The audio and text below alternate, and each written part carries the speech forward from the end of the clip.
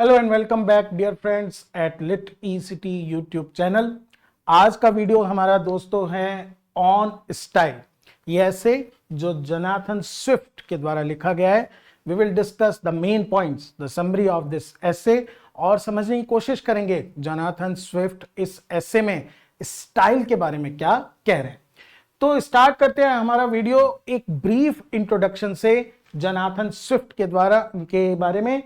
इनका बर्थ 1667 में हुआ था और डेथ हुई 1745 में। और 18th century literature, 18th century British literature के ये एक बहुत ही इंपॉर्टेंट राइटर थे। Anglo Irish writer, Anglo Irish writer से मतलब है कि इनका बर्थ आयरलैंड के अंदर हुआ था और इनकी राइटिंग लैंग्वेज इंग्लिश थी।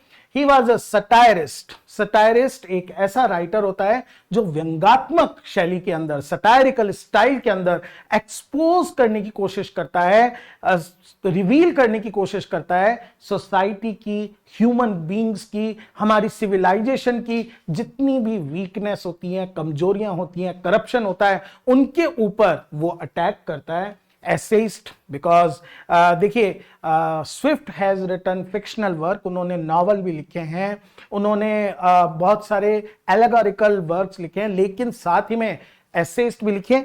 18th सेंचुरी जिस समय जोनाथन स्विफ्ट लिख रहे थे is known as the age of prose and reason. Age of prose and reason, इसका क्या मतलब है? इसका मतलब यह है कि ये जो पीरियड था, इस पीरियड के अंदर राइटर्स प्रोज के ऊपर ज्यादा फोकस कर रहे थे और उनके प्रोज के अंदर जो मेन क्वालिटी थी वो थी रीजन की, हर चीज को एक तार्किक तरीके से, रीजनेबल वे में समझने की। Best known for his sharp wit. Wit वो क्वालिटी होती है, वाक्पटुता हिंदी में हम कह सकते हैं, वो क्वालिटी होती है जिसके द्वारा राइटर ऐसे वर्ड्स को यूज करता है, ऐसे थॉट्स को वर्ड से एक्सप्रेस करता है कि रीडर पढ़ते ही फैसिनेट हो जाता है, आकर्षित हो जाता है उसकी तरफ। And critical commentary on society, politics and human nature. Critical commentary है, he does not just observe, he also comment. वो उसके ऊपर अपनी टिप्पणी, अपना ऑब्जर्वेशन और अपनी क्रिटिकल इंसाइट प्रेजेंट करते हैं। मास्टर्स ऑफ सटायर, सटायर के बड़े राइटर्स में स्विफ्ट का नाम टॉप राइटर्स में आता है। He used humour and irony. Irony का मतलब होता है to say something and to mean the opposite thing. तो आयरनी एक बड़ा ही लेथल वीपन है, एक घातक हथियार है जिसके द्वारा राइटर ऊपर सरफेस पे बड़ा इनोसेंट लिखता है, लेकिन उसकी जो मार होती है वो बहुत घातक होती है। He expose the flaws of his time. अपने समय के जितने फ्लॉज थे, फ्लॉज का मतलब कमियां थी, उनको वो एक्सपोज करते हैं। And that is why he is one of the most influential prose writers of the 18th century. 18th century के बहुत इंपॉर्टेंट राइटर्स में से एक है। इनके कुछ इंपॉर्टेंट वर्क्स देख लेते हैं। सबसे फेमस वर्ल्ड क्लासिक जो बच्चों और एडल्ट दोनों में अलग अलग रीजन से बहुत पॉपुलर है, one is Gulliver's travel. Gulliver's travel 1726 के अंदर लिखा गया एक एलेगोरिकल नॉवल है, एक सटायरिकल नॉवल है जिसके अंदर तो जो गुलिवर ट्रैवल्स है ये एक वर्ल्ड पॉपुलर स्टोरी है, बहुत ज्यादा फेमस, जिसके अंदर एक सटायर भी है ह्यूमन फॉलीज के ऊपर। एक फैंटास्टिकल वॉइस पर गुलिवर नाम का सेलर निकलता है, अलग अलग बड़े आइलैंड्स पे पहुंचता है, वहां different type of human being से मिलता है। किसी और वीडियो में बात करेंगे डिटेल में इसका। The tale of a tub, ये भी एक सटायर है, रिलीजन के ऊपर, किस तरह से रिलीजन में करप्शन है उसको एक्सपोज करते हैं स्विफ्ट। द ड्रेपियर्स लेटर्स, ये इनका सीरीज ऑफ एसेज है जिसके अंदर डिफेंड करते हैं, ये खुद आयरलैंड से थे, तो आयरिश जो क्वेश्चन है, आयरिश इंटरेस्ट है, उसको ये आगे लाते हैं और ब्रिटिश जो पॉलिसीज हैं उनको क्रिटिसाइज करते हैं। ये इनके कुछ मेजर वर्क्स हैं। अगर हम बात करें एज एन एसेइस्ट, स्विफ्ट की विशेष क्वालिटी का, he made significant contribution by blending satire. ये हमने देख ही लिया, इनका मेन क्वालिटी ऑफ वर्क है सटायर। सोशल क्रिटिक का मतलब है समाज के अंदर की उस समय की जितनी भी ड्रॉबैक्स हैं, फॉलीज हैं ह्यूमन नेचर की, उनको एक्सपोज करते हैं। और पूरी जो 18th सेंचुरी है उसका जो सबसे पॉपुलर जॉनरे ऑफ राइटिंग है वो है पीरियोडिकल। क्या होता है पीरियोडिकल? पीरियोडिकल एक टाइप का, जैसे हम आज न्यूज़पेपर देखते हैं जो डेली आता है, उस समय इंग्लैंड के अंदर एक particular frequency 10 days 7 days daily, twice a week, weekly, इस तरह से कुछ जर्नल्स निकला करते थे। और टेटलर, द एग्जामिनर, ये कुछ फेमस नाम है, स्पेक्टेटर क्लब, जिनके अंदर जो राइटर्स हैं वो अपने ओपिनियंस एसेस के फॉर्म में रखते थे। एक और इंपॉर्टेंट बात जो इस एसे से भी जुड़ी हुई है, जोनाथन स्विफ्ट बहुत बार एक पेन नेम का मतलब होता है वो नेम जो राइटर केवल अपनी राइटिंग के लिए यूज करता है, अपने पीरियोडिकल एसेस के अंदर यूज करते थे ताकि वो अपने व्यूज को ऑनेस्टली, कैंडिडली रख सके, एनोनिमसली, बगैर अपना नाम लाए, ताकि ऐसा ना हो कि कोई जो अथॉरिटी है वो ये कहे कि आपने लिखा है और वो कह दे कि no, I am Jonathan Swift, it is written by Isaac Bickerstaff. वो नाम जो जोनाथन स्विफ्ट ने यूज करा था बिकरस्टाफ पेपर्स नाम की एक सीरीज के अंदर, जिसमें ये ऐसे ऑन स्टाइल भी लिया गया है। बात करते हैं हमारे आज के ऐसे की ऑन स्टाइल, जो 6 अक्टूबर 1709 को टैटलर के इशू नंबर 230 के अंदर पब्लिश हुआ था। और उस समय पार्ट्रिज बिकरस्टाफ पेपर्स नाम से स्विफ्ट ने एक सीरीज चला रखी थी, जिसमें पार्ट्रिज नाम का एक फिक्शनल कैरेक्टर था, उसका लगातार वो मजाक उड़ाया करते थे और उसके मजाक के माध्यम से सोशल वीकनेस और फॉलीज को मॉक किया करते थे। इट हाईलाइट्स, ये पर्टिकुलर जो ऐसे है, several flaws in contemporary style of writing. उस समय की इंग्लिश लैंग्वेज के अंदर जो स्टाइलिस्टिक एरर्स थी उनके ऊपर स्विफ्ट ने ध्यान दिया है। It is written in form of a letter. Important बात ध्यान रखिएगा कि ऐसे ना होकर एक लेटर है बाय अ कंसर्न रीडर, एक ऐसा पाठक जो बहुत ज्यादा इस बात को लेकर सीरियस है, how English language is degrading, किस तरह से इंग्लिश लैंग्वेज का पतन हो रहा है।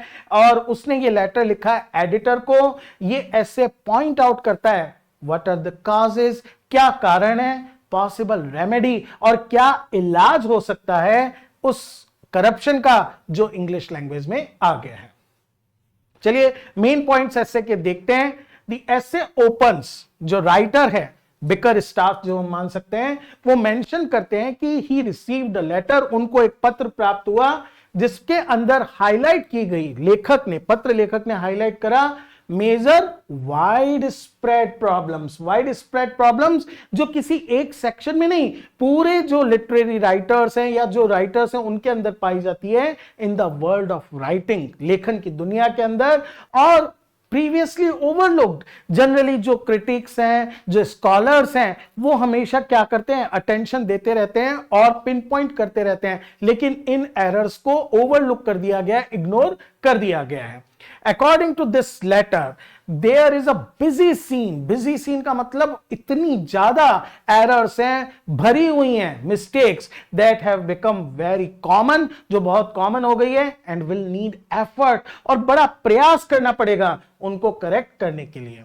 The essayist also agrees, जब वो ये बताता है कि ऐसा लेटर मिला, जो एसेइस्ट है मतलब बिकरस्टाफ है या जोनाथन स्विफ्ट खुद हैं, वो ये मानते हैं कि यस, जो चीजें इस लेटर के अंदर पॉइंट की गई हैं, देयर आर एक्सेसिव, हद से ज्यादा, आर्टिफिशियल यूज ऑफ पोलाइटनेस, एक बड़ा ही सुगर कोटेड, चाशनी में डूबा हुआ जो बहुत आर्टिफिशियल वे ऑफ राइटिंग है, वो ये मानते हैं कि इस लेटर में बिल्कुल सही पॉइंट करा है। और इस कारण वो डिसाइड करते हैं शेयर द लेटर्स कंटेंट, कि ये बताने की बजाय कि लेटर जो मुझे मिला था उसमें क्या क्या लिखा था, मैं लेटर एज इट इज आपके सामने, रीडर्स के सामने, पब्लिक के सामने रख देता हूं। नाउ यहां तक तो इंट्रोडक्शन ऐसे का चल रहा था। अब ऐसे उस लेटर के फॉर्म में आगे बढ़ता है। वो लेटर जो मानकर चलता है 3 सिग्निफिकेंट प्रॉब्लम्स, 3 मुख्य कारण हैं जो इंग्लिश राइटिंग के स्टाइल में फ्लॉज हैं, कमी है उनके। सबसे पहला first is regrettable lack of knowledge among English writer. जो इंग्लिश राइटर हैं उनके पास वो प्रॉपर नॉलेज नहीं है, दे लैक नॉलेज, उनके पास वो गहराई नहीं है that has continued for several years. और ये कोई 1 या 2 साल का नहीं, लगातार एक डिग्रेडेशन, लगातार एक पतन चल रहा है, नॉलेज कम होती जा रही है राइटर्स के अंदर, जिससे पता चलता है कि लिटरेरी स्टैंडर्ड्स में भी डिक्लाइन हो गया है। एक समय जो वर्क रिजेक्ट हो जाता था कि no it is not up to the mark, वो जो स्टैंडर्ड है उस स्टैंडर्ड को घटा दिया गया है। क्यों? क्योंकि राइटर्स का नॉलेज जनरल लेवल पर घट रहा है, तो वो बेटर प्रोडक्ट नहीं प्रोड्यूस कर पा रहे हैं। पहला हो गया। दूसरा है डिग्रेडेशन इन लिटरेरी टेस्ट। न केवल राइटर्स की नॉलेज कम हो रही है, लेकिन रीडर्स का जो लिटरेरी टेस्ट होना चाहिए, जो परफेक्ट डिमांड करता है कि बेस्ट ऑफ द बेस्ट हमें चाहिए, लेकिन उसमें भी क्या हो रहा है? डिग्रेडेशन हो रहा है, जिसकी वजह से a quality in their work. न राइटर के पास वो टेस्ट है, न रीडर के अंदर वो जजमेंट पावर है। और इन दोनों से related last one is the decline in the quality of language and expression. न केवल थॉट में, जो किसमें आ गया? लैक ऑफ नॉलेज, न केवल टेस्ट के अंदर, बल्कि जिस वे के अंदर लैंग्वेज लिखी जा रही है, the quality of language, syntax, vocab, इन सब के अंदर भी क्या है? डिक्लाइन आ गया है, पतन आ गया है। ये 3 मेन रीजंस हैं जिससे पता चलता है कि इंग्लिश लैंग्वेज एक डिक्लाइन के रास्ते पर है। अब लेटर राइटर बड़ा क्लियर कर देता है इस बात को that he is not talking about the fields of specialized subject like divinity, मतलब रिलीजन से रिलेटेड, लॉ एंड मेडिसिन। वो कहते हैं no no, I am not talking about specific subject. उसकी बजाय he focused on those dealing with those जो public, general public के interest के हैं, like history, politics and belles lettres. Belles lettres का मतलब फाइन लिटरेचर, लिटरेचर जिसके अंदर वैल्यूज को, जिसके अंदर ब्यूटी को, एस्थेटिक को प्रेजेंट किया जाता है। ये लेटर क्रिटिसाइज करता है फिर practice of poorly translating books from languages like French and Latin into English। देखिए 18th सेंचुरी में, हालांकि उससे पहले भी, लेकिन 18th सेंचुरी में ये एक बड़ा पॉपुलर, एक तरह का फैशन था कि जो फ्रांस के या फ्रेंच लैंग्वेज में, या जो क्लासिकल लैंग्वेज लैटिन के अंदर लिखे हुए वर्क्स थे, उनको इंग्लिश में ट्रांसलेट करना। बट क्योंकि जो ट्रांसलेटर था उसका लैंग्वेज का स्किल इतना बढ़िया नहीं था, तो इसकी वजह से जो ट्रांसलेशन था वो क्या हो रहा था? पुअरली ट्रांसलेट हो रहा था। जो अनुवाद का स्तर था वो बहुत ही सामान्य या औसत था। Using the phrase done out of, done out of phrase का मतलब है बस करना था, जल्दी से कर दिया, without giving proper attention, proper detailing या एफर्ट और स्किल को डाले बिना। फिर उसके बाद लेटर पॉइंट आउट करता है अनटिल रिसेंटली, मतलब बहुत पुरानी बात नहीं है, लो क्वालिटी बुक, जिनके लिए टर्म यूज करी जाती है grub street. Grub street London की एक फेमस स्ट्रीट थी, जिसके अंदर ऐसे गरीब राइटर्स बैठे रहते थे जिनको टास्क दिया जाता था और वो फटाफट कुछ ना कुछ लिखकर और चीप क्वालिटी में बुक को प्रेजेंट कर देते थे, क्योंकि उस समय पब्लिक के अंदर एक क्रेज था नई नई बुक्स को पढ़ने के लिए। तो ये जो लो क्वालिटी बुक्स होती थी, they were bound in sheep skin. Sheep skin एक टाइप का कवरिंग होता है, जैसे आज लेदर या पेपर या फिर और दूसरे तरह के कवरिंग होते हैं। शीप स्किन एक टाइप का बहुत ही चीप बाइंडिंग मटेरियल होता था, printed on ordinary paper. Paper की क्वालिटी भी एवरेज होती थी। बेसिक फॉन्ट्स भी सिंपल होते थे and were sold for no more than a shilling, और उसका प्राइस भी बहुत कम होता था। मतलब everything was of poor quality, not only the work but also the printing, the pages, the font and the price was also obviously quite cheap. These were mostly bought by common tradesmen, जिनके पास test नहीं था, सिर्फ शौक था, and rural peddlers, और वो गांव के अंदर जो कॉमन सिंपल लिटरेट पीपल थे, बहुत ज्यादा डीप जिनका लिटरेरी टेस्ट नहीं था, उनको पढ़ने के लिए बुक्स काम में आया करती थी। लेकिन In comparison, such books are widely everywhere in different sizes and formats. एक चीज परिवर्तन जो आया है, यही किताबें जो रूरल एरिया में पाई जाती थी, आज अलग अलग शेप्स, अलग अलग साइजेस के अंदर हर जगह कॉफी हाउसेस जैसी जगह भी पाई जाती है। Circulated in coffee houses, even read by wealthy people. वो लोग जो कभी माने जाते थे कि they are people of refined taste, जो केवल क्लासिकल वर्क्स को पढ़ते हैं, आज सिर्फ नोटिस करते हैं कि डिक्लाइन इन टेस्ट इतना ज्यादा हो गया है कि वेल्दी लोग भी उन बुक्स को पढ़ रहे हैं। These books are now quite costly, और इनकी कीमत भी बढ़ गई है। Gilded and printed on royal paper, इनकी प्रिंटिंग क्वालिटी, इनका जो पेपर क्वालिटी है वो भी हो गया, और इसी वजह से ये कॉस्टली भी हो गई है। तो ये देखकर जो राइटर है, लेटर राइटर, जो पॉइंट करना चाहता है वो शॉक्ड है। The letter then offers to provide a list of English book, कि मैं एक ऐसी लिस्ट आपको इंग्लिश बुक्स की दूंगा published in the last 7 years, पिछले 7 सालों के अंदर जो पब्लिश हुई है। But he claims कि इन बुक्स के अंदर one would struggle, अगर आप कोशिश करोगे ढूंढने की, to find 10 grammatically correct lines। इससे पता चलता है कितना ज्यादा डिक्लाइन हुआ है लिटरेरी क्वालिटी का, कि 10 सही लाइन भी नहीं मिल सकती है, as most books lack basic grammar and common sense. इससे पता चलता है कि सिर्फ बुक्स पब्लिश हो रही हैं, उनके अंदर जो एफर्ट होना चाहिए, उनके अंदर जो नॉलेज रिफ्लेक्ट होना चाहिए, उनके अंदर जो टेस्ट मेंटेन होना चाहिए, वो नहीं हो रहा है। Next, the letter points out, इसके बाद लेटर ये बताता है 2 मेन प्रॉब्लम्स, जो 2 मेन प्रॉब्लम्स हैं। वन इज इग्नोरेंस, अनभिज्ञता होना या अज्ञानता होना, एंड लैक ऑफ टेस्ट, और जो एक फाइन टेस्ट होना चाहिए वो उसका अभाव होना। इनकी वजह से एक थर्ड प्रॉब्लम जनरेट हो गई है, corruption of the English language. क्यों? क्योंकि एक तो हम इग्नोरेंट है इस बात को लेकर कि किस तरह से लैंग्वेज लगातार करप्ट होती जा रही है, दूसरा हमें उससे इसलिए फर्क नहीं पड़ता क्योंकि हमारा टेस्ट जो है वो खत्म हो चुका है। We are ready to accept, हम स्वीकार करने को रेडी हैं अगर हमें मीडियाकर प्रोडक्ट भी मिलता है, अगर हमें एवरेज प्रोडक्ट भी मिलता है। ही वांट्स, लेटर राइटर इस चीज के लिए वार्न करता है, जो फॉल्स रिफाइनमेंट है, कहने के लिए रिफाइनमेंट है लेकिन एक्चुअली वो नहीं है, अननेचुरल चेंजेस जिनको बोलता है, जो पिछले 20 इयर्स के अंदर लैंग्वेज में आए हैं, उन्होंने लैंग्वेज को वो हार्म पहुंचाया है जो 100 सालों के इंप्रूवमेंट। लैंग्वेज डेवलप धीरे धीरे होती है, खासकर इंग्लिश जैसी लैंग्वेज जो बहुत ही एंशिएंट लैंग्वेज नहीं है, जो बहुत लेट डेवलप होना शुरू हुई। 100 साल में वो लैंग्वेज जितनी डेवलप हुई थी, पिछले 20 सालों ने उस सारे डेवलपमेंट पर पानी फेर दिया है।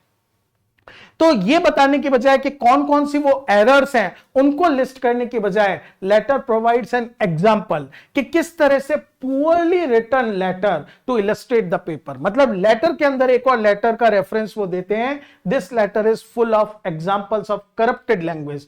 उस लेटर के अंदर वो सारी स्टाइल की एरर्स हैं, वो सारी स्टाइल से रिलेटेड ड्रॉबैक्स और फ्लॉज हैं जिनके ऊपर लेटर राइटर फोकस करना चाहता है, जैसे स्लैंग एंड एब्रिविएशन। वो स्लैंग्स जो common uneducated illiterate public use करा करती थी, वो स्लैंग्स, वो एब्रिविएशंस अब राइटिंग के अंदर आ गए हैं, लाइक ये word couldn't, thought, pause, बैम्बूजल।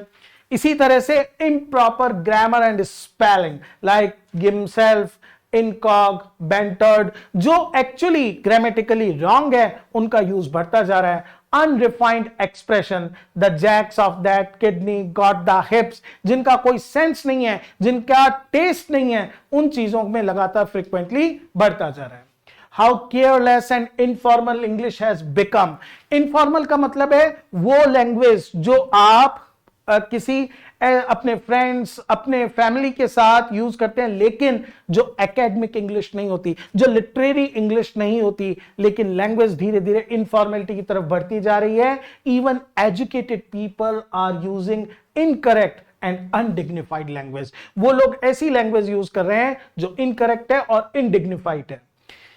The letter writer sarcastically, देखिए सटायर है तो सरकाज्म तो होगा ही होगा, प्रेजेस दिस लेटर, और जो ये लेटर जो फुल ऑफ एरर्स है इसकी तारीफ करते हुए कहता है इट इज एडमायरेबल पैटर्न, एक बहुत ही प्रशंसनीय उदाहरण है ऑफ कंटेम्परेरी पॉलिश्ड राइटिंग। इससे ज्यादा स्टाइलिश, इससे ज्यादा रिफाइंड राइटिंग हो ही नहीं सकती। एक्चुअली ही इज क्रिटिसाइजिंग, किस चीज की आलोचना कर रहा है? मॉडर्न राइटिंग, जो आधुनिक लेखन है, relies on superficial decoration, artificial decoration पर बेस्ड है, जबकि जो रियल लिटरेचर है उसके अंदर क्या क्या होना चाहिए? Wit, sense, humour and learning.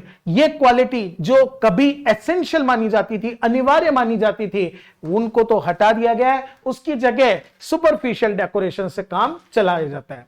और यही कारण है कि लेटर राइटर मानता है कि अगर कोई विटी राइटर जो 40 साल पहले लिख रहा था, आज अचानक उसको मौका मिले और आज लिखे हुए कंटेम्परेरी टेक्स्ट को पढ़े, दे वुड स्ट्रगल, उनको समझ ही नहीं आएगा क्या तो लिखा गया है और इसका मीनिंग क्या है, वो उसकी समझ से परे रहेगा।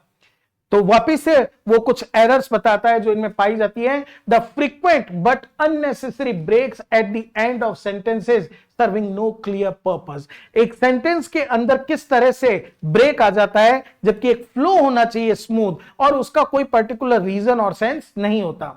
Heavy use of abbreviations and elisions and joining of harsh consonant. Obviously, elisions करोगे, word के बीच में से vowel sounds को हटाओगे तो harsh consonant एक साथ आ जाएंगे without vowels, reducing 2 syllables to 1, which is contrary to the standard practice. ये भी एक, हमने एग्जाम्पल भी देखा था, ये भी एक प्रॉब्लम है। Next is the trend of cutting words like fizz for physiognomy, mob for mobile, and make them shorter shows a decline into barbarity.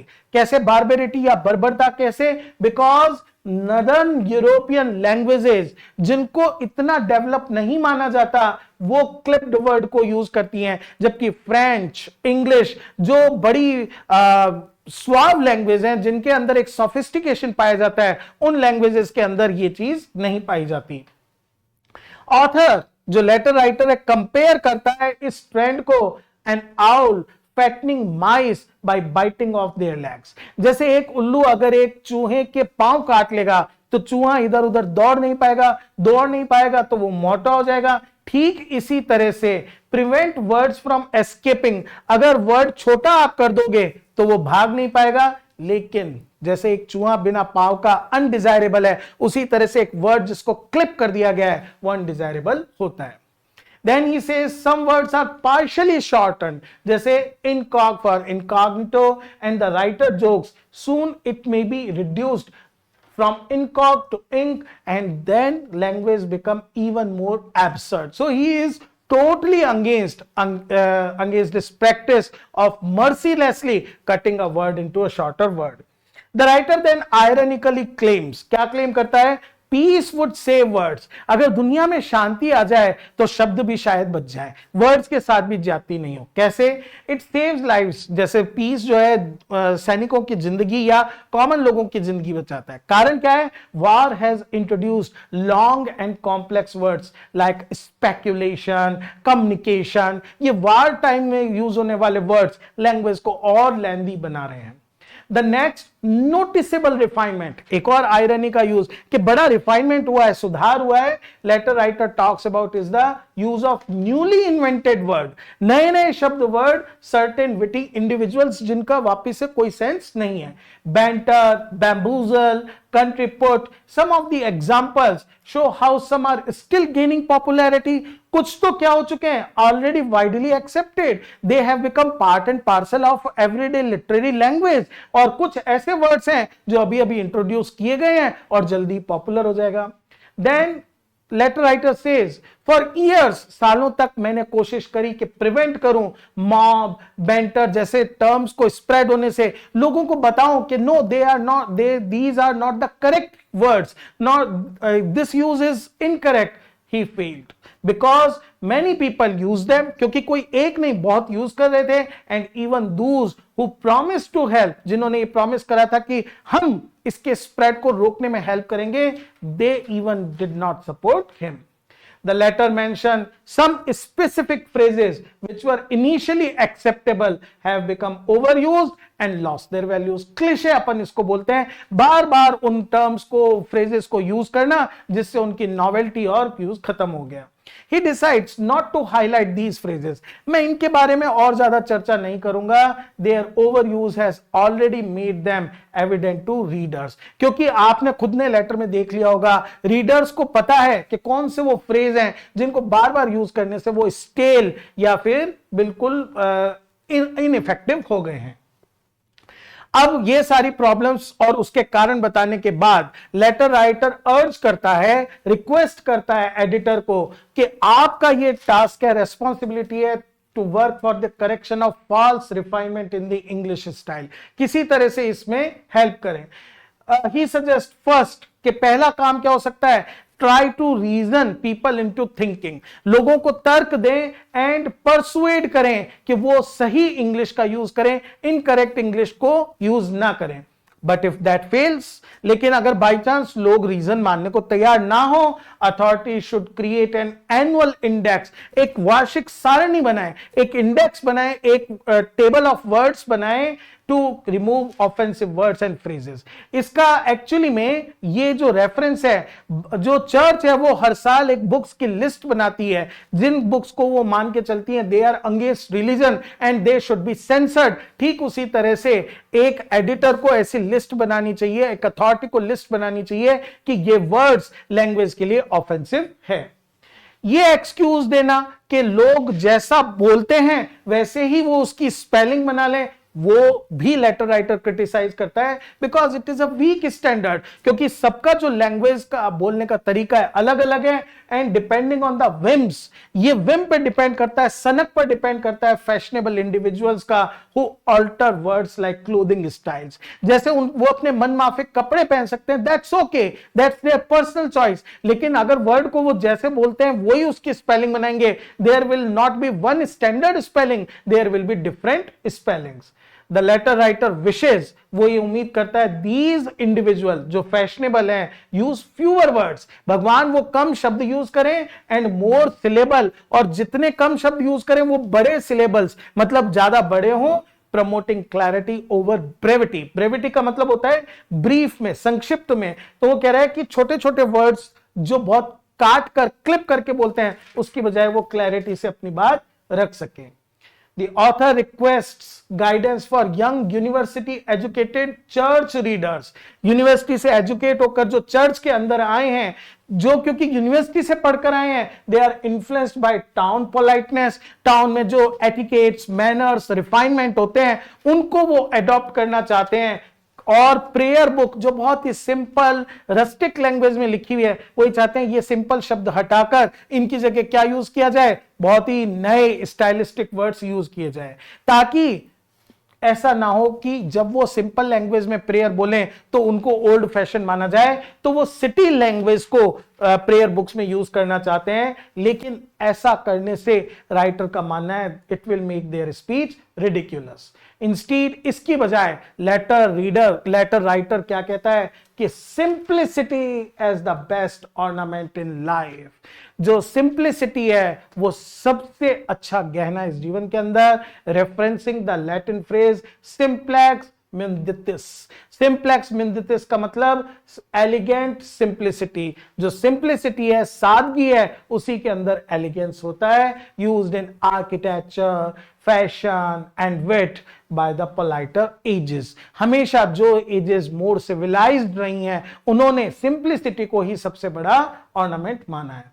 अपने पॉइंट को इलस्ट्रेट करने के लिए letter writer alludes to the writings of Richard Hooker and Parsons from Queen Elizabeth's time, जो आज भी क्या है, क्लियर एंड एक्सेप्टेबल है. जबकि जो कोर्टली राइटर थे, जो बहुत स्टाइलिश लिखते थे, आर्टिफिशियल लिखते थे, Wotton and Naunton, they whose fashionable phrase एक समय बहुत फैशनेबल होते थे, अब कंफ्यूजिंग और रिडिकुलस लगते हैं. तो इससे पता चलता है हुकर या वो पार्सन्स जो क्वीन एलिजाबेथ के टाइम लिखा करते थे, उनकी simplicity long lasting, ever lasting है. Finally the letter writer says his job, उसका काम केवल क्या था, पॉइंट आउट करना प्रॉब्लम्स को, और टैटलर या उसके एडिटर को इनको फिक्स करना चाहिए, सुधारना चाहिए. He ends the letter by saying he has no space left, अब उसके पास जगह नहीं है टू सजेस्ट सॉल्यूशन, कि वो स्वयं सॉल्यूशन बता सके, लेकिन होप करता है सिंपलर मोर एंड्योरिंग, ऐसी लैंग्वेज जो लंबे समय तक लोगों के माइंड में रहे, लंबे समय तक आने वाले रीडर्स पढ़ते रहें। तो दोस्तों हम देख सकते हैं इस एसे का सेंट्रल आइडिया है good writing should be precise, बहुत सटीक होनी चाहिए, लॉजिकल, अकॉर्डिंग टू रीजन चलनी चाहिए, free from artificial trends. Swift believes कि language must be protected from careless change. आप कम पढ़े लिखे हैं, आपका टेस्ट बेकार है, आपके पास लैंग्वेज प्रोफिशिएंसी नहीं है और आप केयरलेसली लिख रहे हैं, उस चीज से लैंग्वेज को बचाना है ताकि प्रिजर्व कर सकें इसकी स्ट्रेंथ और ब्यूटी को। तो दोस्तों ये था हमारा आज का एसे, उसका discussion, main points. I hope you got the essence of this essay. Very soon we will meet for another lesson. Keep watching, keep supporting. Thank you, friends.